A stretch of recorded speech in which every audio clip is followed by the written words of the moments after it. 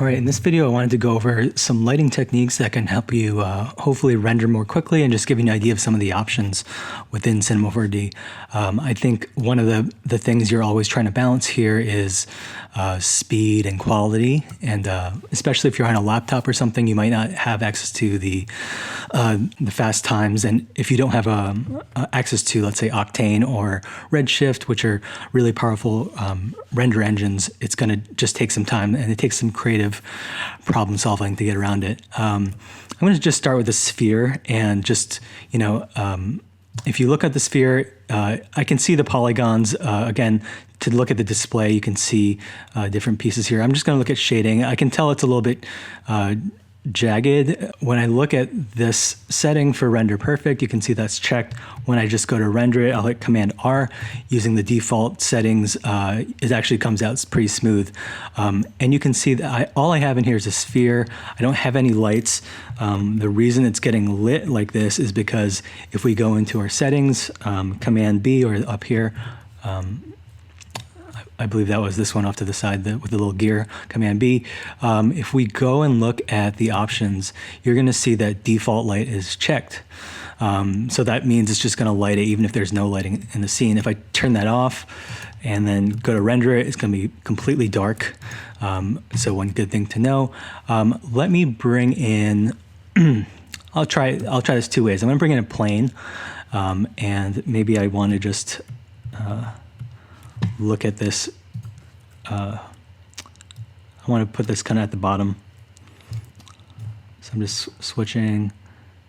I think it looks like it's probably negative 100, I think is the value. Just want to be totally perfect like that. And a quick way, again, I turned off the default light. We can look at some of the lights in here. One of the quick ways we can light something is using a physical sky, which just brings in like a sky as a kind of an object in here. And you can see, let's go back into here.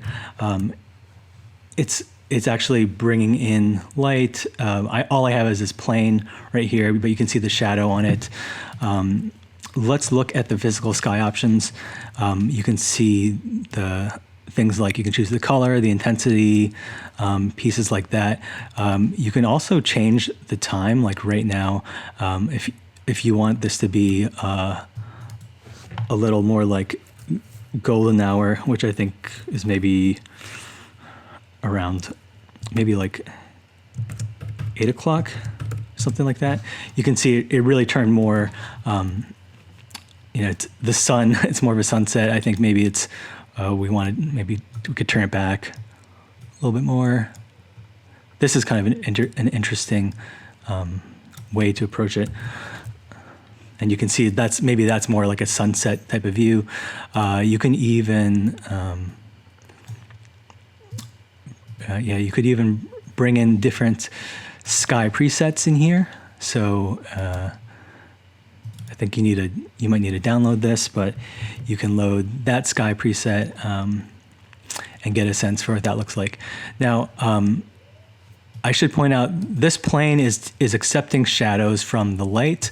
I've also tried this with another thing that you might want to try to use in your scene as a floor. So a floor is kind of an infinite floor that will go all the way to the edge. Let's set this to negative 100. And I just want to show the difference between the two. I'm going to turn off the plane, just turn that X on. And when I go to look at this, preview it, so it looks like the shadow is still here, but when we get to the other lights, there just might be an issue. I'm going to switch to the floor for right now, just because it extends a little bit further, but I just wanted to show you two ways that you could make this this plane. Okay, the next thing I'm going to do, just to kind of show the effect of the lighting, is to actually bring in a material. I'm going to go up to Window and Material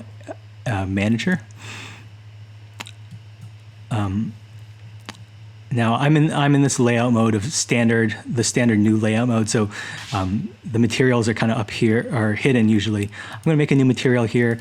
What I want to do is make a reflective material so I can kind of see the sky a little bit better.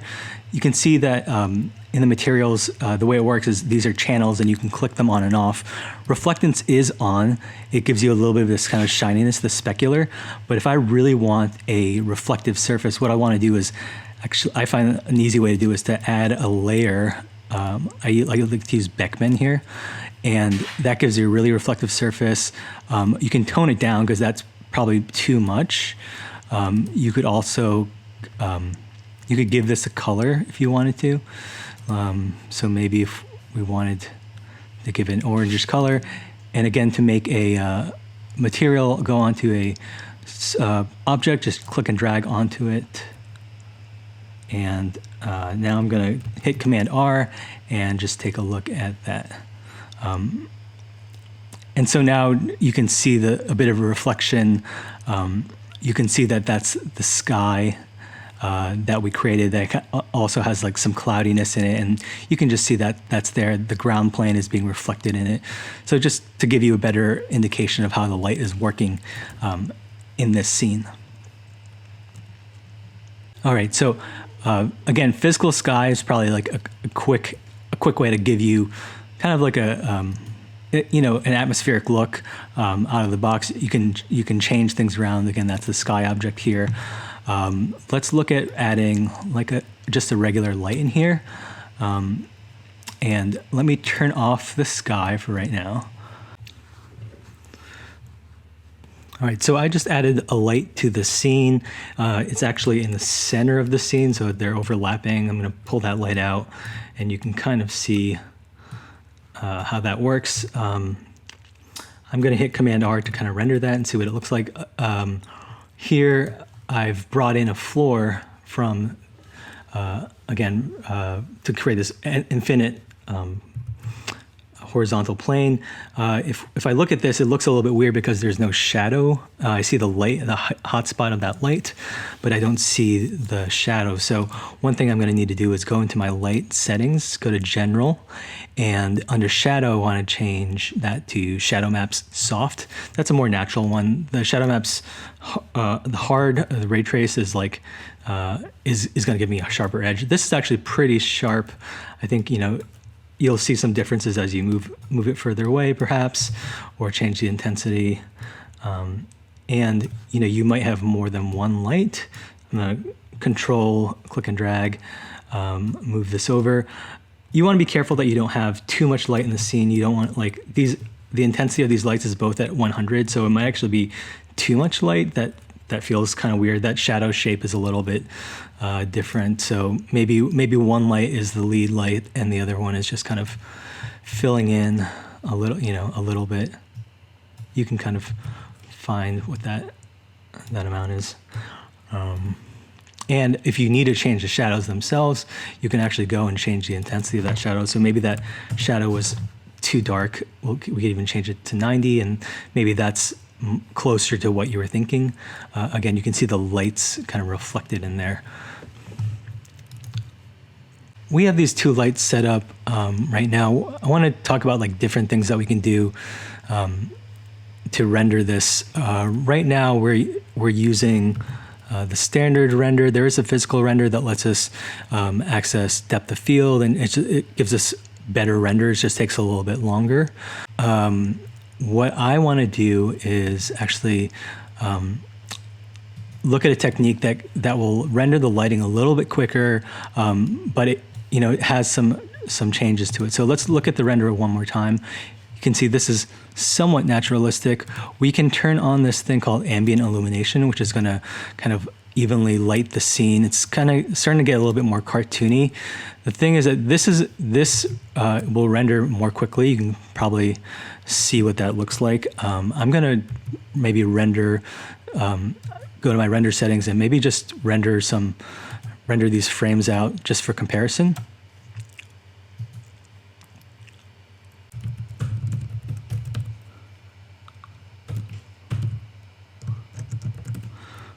Okay, so this is sphere 1.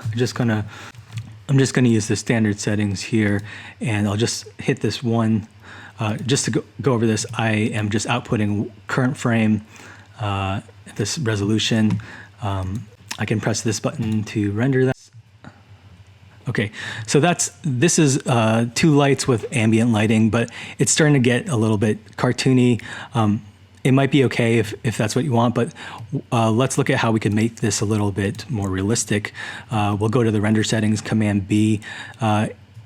Under the effects, there is something called ambient occlusion. I've already clicked it, that's why it's already here, but basically you want to turn it on, and that's going to add a little bit more detail into this. So you can see that right where the sphere meets the ball or the plane, it's a little bit nicer. Let me save this out as sphere 2, and we'll just compare the two.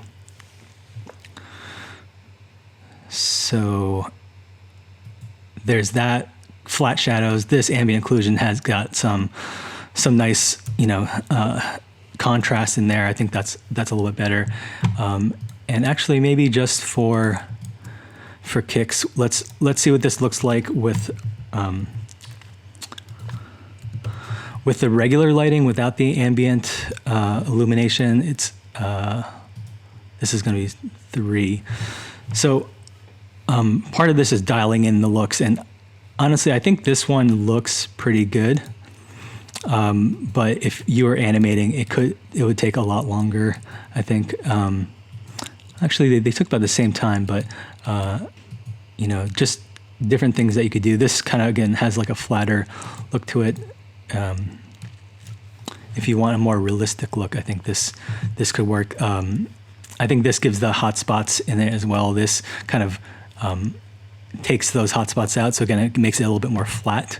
But there's trade-offs there, and just wanted to show how you could approach rendering and lighting in this way. Okay, so let's look at some other settings within Cinema 4D. I have the sphere that I've been working on before. What I wanted to show next, we've just gone over ambient illumination, how that can be used to speed up some of the lighting. One thing we can do next is go into our render settings, Command B again, and in the effects, again, I'm going to pick something, and I've actually already clicked it, so that's why it's here. It's called Global Illumination, and this is a setting that kind of calculates all the lighting in the whole scene, even things like light reflecting off of objects. So it's going to be even nicer, but if we go to render with this, you'll see it will take a little bit longer. It's kind of doing more calculations here. So this is also something we could try. I'm going to maybe get in real close and just see if we can start to see some changes here. So maybe we'll start with this. I'm gonna maybe make a copy of the sphere, Control, click and drag, and then just maybe move this up here. I want to get in real close and just start to see a few things. So let me turn off the global illumination, and let's just try to maybe save this out. We'll say this will be no GI, and let's render that one out. So we've turned that off. Just kind of put these together, and you can see that the way that it renders is a little bit different. Let's see how long this takes to render. Some of these examples, you're not seeing a big difference in here because it was a pretty simple scene, but as I start to put more objects in here, more reflections, if you get closer, it'll start to take longer. So that was 15 seconds to render. Let me go into my settings again, turn on global illumination. So what does a sphere with GI look like on it? Let's render that out. Again, it's calculating all that light in there. And I'm guessing it will probably take longer than this. So you might get better results, but the trade-off then is how long does it take to render. And we're just doing single frames here, but if you're doing an animation, each frame is going to take this long. So you could see how this could compound and you could have, it could take hours to render something. So again, finding that balance between speed and quality, and maybe just in the beginning, starting off like not even using really nice lighting settings, just kind of animating it slowly, or animating it like with just the shapes and really basic materials, to get the timing down. And then once you've got that kind of figured out, you can dial in the look. We just might speed this up a little bit, but you will see how long this takes.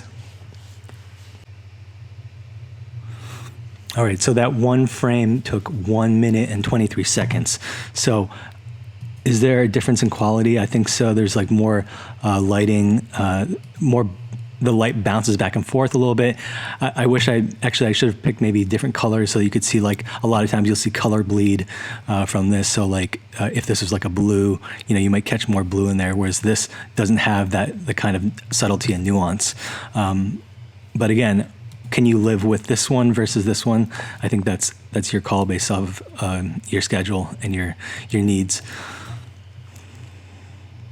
And within our GI settings, the global illumination, you can go in and you can kind of set the number of samples. So that was a medium samples, but you could set it to low a little bit faster. High will even, will take even longer, but it'll be better quality.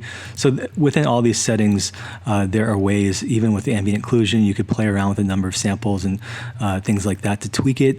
Those things will sometimes give you a boost in the time, but it takes a little bit of tweaking to get it where you want it to be.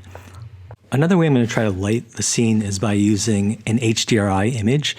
That stands for high dynamic range image. I guess I don't need that extra I. So in using HDRI, which is typically like a 360 panoramic kind of image that has greater values in the lights and the darks, we're going to use that to kind of light an object or lighter scene. I'm going to start with a kind of similar thing as I did before. I'll start with a sphere, and I want to put like a really reflective surface on it, just so I can see what that looks like. The next thing I'm going to do is create not a physical sky, which I've used before. I'll just use a sky object, and then I'm going to use that HDRI, high dynamic range image, to light this scene. I'm going to kind of show how I might do it with making a material from scratch first. I think it's good practice to save the file at this point. I'm going to call that HDRI, and I will load my HDRI image. I'm going to do it I can do it in the color channel. I think that will actually work out all right. I'm going to go load, and these are some HDRIs I've downloaded. This gives you an idea of what they look like. Studio or a warehouse. Let's bring that in. And I like to, this is one reason why I saved the file earlier, so that I can move the image move a copy into with the project, so that I don't lose it if I need to move it around. Okay, so I've got that material. You can see what that looks like. I'm going to put it on the sky, click and drag, and when I hit Command R, you should see, there's that reflective surface. We're using the HDRI. It's actually in the scene, and because it's mapped to this like sphere, like sky. You can kind of see that it actually does kind of work as a nice background as well for lighting. I should say, I think I've turned on global illumination, but if you could turn it off, and it's a little bit faster.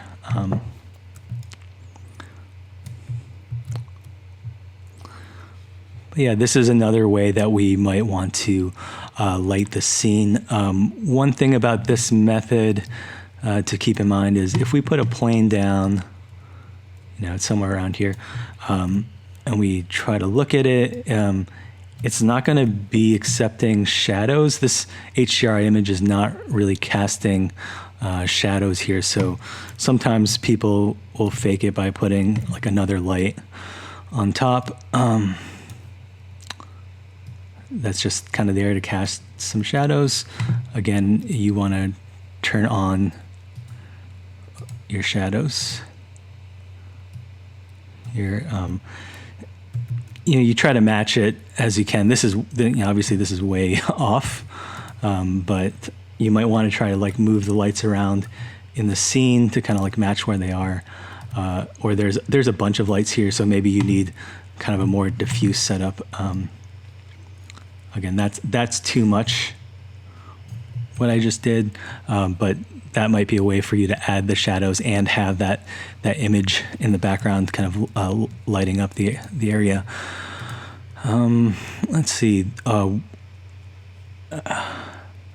So those are some techniques for lighting your scene. I should show this one thing.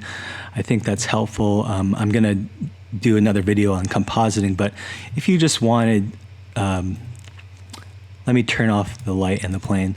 If you just wanted that kind of background or the light in the sphere and you don't want to see the background at all, what you could do is put on a compositing tag. You're going to right click on the sky, and tags are these things get added to the objects here.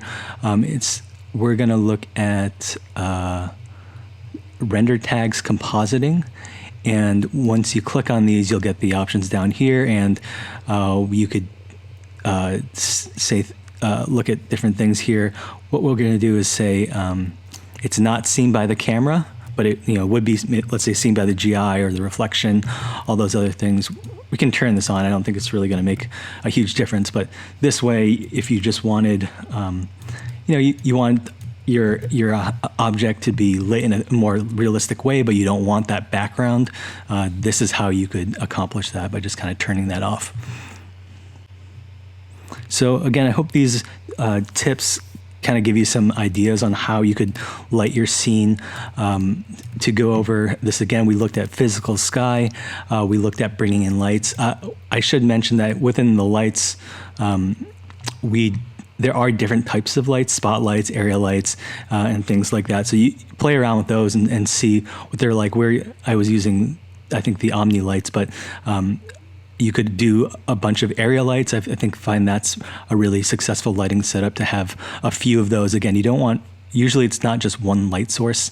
You can play with the render settings, ambient occlusion, global illumination, and then also use an HDRI to light your scene.